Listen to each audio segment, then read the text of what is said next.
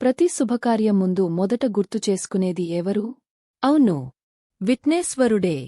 అడ్డంకులను తొలగించే దైవంగా, విజయానికి మార్గం చూపే దేవతగా గణపతి స్వామిని ఆరాధిస్తారు.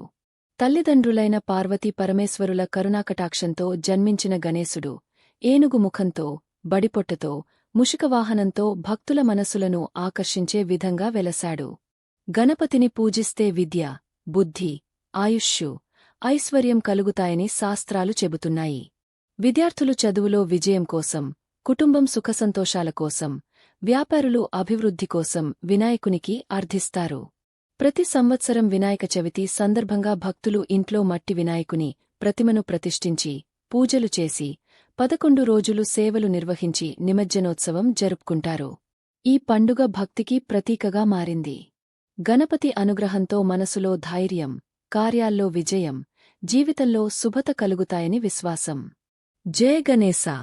ఓం శ్రీ వినాయకాయ నమః.